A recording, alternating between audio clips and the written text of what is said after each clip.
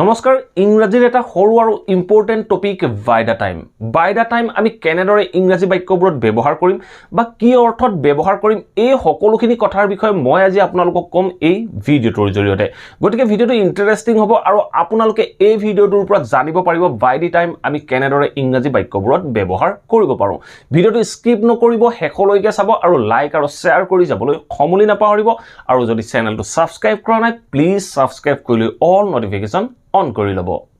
আমি আমাৰ ডেইলি লাইফত এনে কিছুমান সেন্টেন্স কৈ থাকো যে মই যেতিয়ালৈ ঘৰ গৈ পাইছিলো গৈ তাই গুছি গৈছিল মই যেতিয়ালৈ ঘৰ গৈ পাইছিলো গৈ তাই গুছি গৈছিল এনে ধৰণৰ বাক্যবোৰ আমি আমাৰ ডেইলি লাইফত কৈ থাকো এই বাক্যটোত আমি ব্যৱহাৰ কৰো যেতিয়ালৈ বুলি যেতিয়া আমি কবলৈ যাওঁ তেনেকুৱা ক্ষেত্ৰত আমি বাই দা টাইম ব্যৱহাৰ কৰিব লাগে আপুনি যেতিয়া বাক্যটোৰ দ্বাৰা যেতিয়ালৈ বুলি বুজাবলৈ যাব তেনেকুৱা ক্ষেত্ৰত আপুনি বাক্যটোৰ আৰম্ভণিত ব্যৱহাৰ কৰিব বাই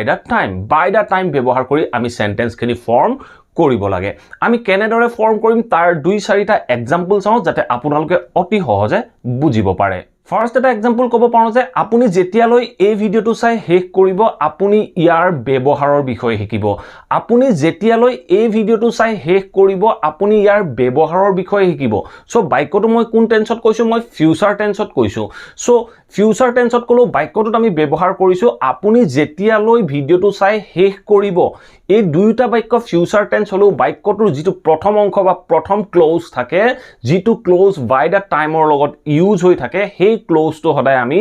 present indefinite tense ত ফৰ্ম কৰিব লাগে তেতিয়া আমি বাক্যটো কেনেদৰে ফৰ্ম কৰিম আমি বাক্যটোৰ আৰম্ভণিত কম by the time you finish watching this video আপুনি যেতিয়ালৈ এই ভিডিঅটো চাই শেষ কৰিব you will have learned about the use of this topic আপুনি শিকিব কি শিকিব about the use of this topic এই টপিকটোৰ ব্যৱহাৰৰ বিষয়ে আপুনি শিকিব সো মই সেন্টেন্সটো কেনেদৰে কলো মই কলো যে by the time you finished watching this video you will have learned about the use of this topic আপুনি যেতিয়ালৈ এই ভিডিঅটো চাই শেষ কৰিব আপুনি ইয়াৰ ইউজৰ বিষয়ে বা এই টপিকটোৰ ব্যৱহাৰৰ বিষয়ে আপুনি শিকিব নেক্সট এটা বাক্য ক'ব পাৰো যে মই যেতিয়ালৈ ঘৰ গৈ পাইছিলো গৈ তাই গুছি গৈছিল মই যেতিয়া ঘৰ গৈ পাইছিলো গৈ তাই গুছি গৈছিল মানে মই গৈ পোৱাৰ আগতেই তাই গুছি গৈছিল সো এনে ধৰণৰ বাক্যবোৰ আমি আগতে ফৰ্ম কৰিছিলো বিফৰ ইউজ কৰিছিলো আৰু যেটো একচন আগত হল তাক আমি পাষ্ট পাৰফেক্টত কৈছিলো এই বাক্যটোত আমি ইউজ কৰিম বাই দা টাইম সো আমি যেতিয়ালৈ বুলি কৈছো তেতিয়া আমি বাক্যটো কেনেদৰে কম মই যেতিয়ালৈ ঘৰ গৈ পাইছিলো গৈ তেতিয়া আমি কম by the time I got home বা by da time I reached home মই যেতিয়ালৈ ঘৰ গৈ পাইছিলো গৈ তাই গুছি গৈছিল she had left by the time I got home she had left যেতিয়ালৈ মই ঘৰ গৈ পাইছিলো গৈ তাই গুছি গৈছিল নেক্সট এটা বাক্য ক'ব পাৰো যে মই যেতিয়ালৈ ঘৰ গৈ পালো গৈ তাই কামটো শেষ কৰিলে মই যেতিয়ালৈ ঘৰ গৈ পালো গৈ তাই কামটো শেষ কৰিলে বুলি কলো বাক্যটো আমি কলো প্ৰেজেন্ট পাৰফেক্ট টেন্সত সো প্ৰথম অংশটো কলো মই যেতিয়ালৈ ঘৰ গৈ পালো গৈ এই বাক্যৰ অংশটো আমি প্ৰেজেন্ট ইনডিফিনিট টেন্সত কম আৰু পিছৰ অংশটো আমি প্ৰেজেন্ট পাৰফেক্ট টেন্সত কম আমি কেনেদৰে কম আমি বাক্যটো প্ৰথমতে ব্যৱহাৰ কৰিম বাই দা টাইম মই ঘৰ গৈ পালো গৈ বুলি ক'ব লাগিব তেতিয়া আমি কম by the time I reach home মই যেতিয়ালৈ ঘৰ গৈ পালো গৈ তাই কামটো শেষ কৰিলে she has finished the task so আমাৰ কমপ্লিট সেন্টেন্সটো হ'ব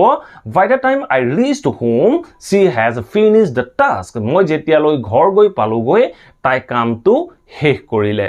নেক্সট সেন্টেন্সটো হল আমি যেতিয়ালৈ ষ্টেচন গৈ পাইছিলো গৈ ট্ৰেইনখন গুছি গৈছিল আমি যেতিয়ালৈ ষ্টেচন গৈ পাইছিলো গৈ ট্ৰেইনখন গুছি গৈছিল ট্ৰেইনখন গুছি যোৱা কামটো আগত হল গতিকে আমি পাষ্ট পাৰফেক্টত কম আৰু যেটো একচন পাছত হল সেই একচনটো আমি সিম্পল পাষ্টত কম তেতিয়া আমি কেনেদৰে কম বাক্যটোৰ আৰম্ভণিত আমি ব্যৱহাৰ কৰিম বাই দা